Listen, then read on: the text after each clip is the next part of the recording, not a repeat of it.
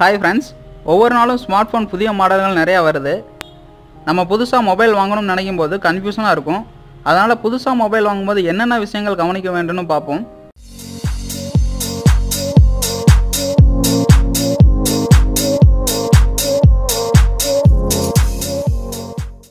Smart phone வாங்கும்போது அடிப்படையாக சில விஷயங்களை கவனிக்க வேணும். வாழ்க்கையில் ஸ்மார்ட் ஃபோன் ரொம்ப முக்கியமானதாக மாறிப்போச்சு. அதில் நம்ம நினைக்கிற எல்லா விஷயங்களும் பண்ண முடியுது. பை நியூ மொபைல், டெய்லியும் நிறைய ஃபீச்சர்ஸ் கொண்ட மாடல் மொபைல்லாம் வந்துட்டுருக்கு. அதனால் ஒரு வருஷத்துக்கு முன்னாடி வந்த மொபைலை வாங்குறத தவிர்க்கலாம். ஆனால் ஆப்பிள், சாம்சங் போன மொபைல்லாம் வாங்கலாம். ஏன்னா அந்த பிராண்டில் பார்த்திங்கன்னா எல்லா அப்டேட்டும் நமக்கு தருவாங்க. கரண்ட்டாக இருக்கிற மொபைல் வாங்கினா நிறையா பாதுகாப்பு மற்றும் நவீன அம்சங்கள் எல்லாம் இருக்கும். அதனால் முடிஞ்ச அளவுக்கு புதுசாக மொபைல் வாங்க ட்ரை பண்ணுங்கள்.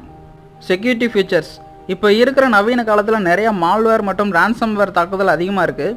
அதனால் புதிய பாதுகாப்பு தொழில்நுட்பங்கள் கொண்ட மொபைலை வாங்குறது நல்லது. அது கூடவே ஃபிங்கர் பிரிண்ட் சென்சார் மற்றும் கண்ணின் கருவிழி ஸ்கேனர் போன்ற ஃபீச்சர்ஸ் இருக்கிற மாதிரி மொபைல் வாங்கினீங்கன்னா உங்களோட டேட்டாஸை வந்து வேறு யாரும் திருட முடியாது.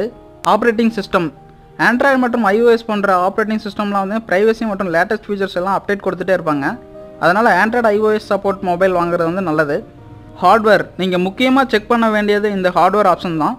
Mobile RAM, internal memory, battery details, VoLTE, audio மற்றும் வீடியோ போன்ற பல்வேறு வசதிகளை செக் பண்ணிவிட்டு அதுக்கப்புறம் தான் நீங்கள் மொபைலை செலக்ட் பண்ணணும். செக்யூரிட்டி, மொபைல் தவற விட்டாலோ அல்லது திருடப்பட்டு விட்டாலோ ஸ்மார்ட் ஃபோனில் லாக் செய்கிற மாதிரி இருக்கணும். அதுக்கு ஆண்ட்ராய்டு டிவைஸ் மேனேஜர் போன்ற ஆப்ஷன் இருக்கிற மொபைல் வாங்கணும். இதில் ஐஃபோன் ரொம்ப செக்யூரானது. யாராவது உங்கள் மொபைலை திருடிட்டாங்கன்னா லாக் செட் பண்ணி வச்சுருந்தீங்கன்னா திருடவங்க உங்கள் மொபைலை யூஸ் பண்ண முடியாது. பேட்டரி, ஸ்மார்ட் ஃபோனில் நிறையா ஒர்க் பண்ணுற முடியறதுனால பேட்டரி வந்து சீக்கிரம் தீர்ந்துடும். அதனால் பார்த்திங்கன்னா ஸ்மார்ட் ஃபோனில் பேட்டரி கெப்பாசிட்டி தான் ரொம்ப அவசியம்.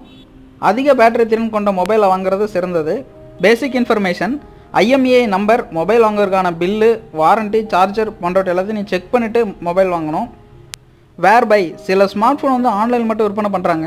சில மொபைல் பார்த்திங்கன்னா ஆன்லைன் மற்றும் ஆஃப்லைன் ரெண்டுலேயும் விற்பனை பண்ணுறாங்க. அதனால் நீங்கள் நினைக்கிற மொபைலை அதிகாரப்பூர்வமான வெப்சைட்டில் வந்து செக் பண்ணிவிட்டு அதுக்கப்புறம் வந்து மொபைலை வாங்குங்க.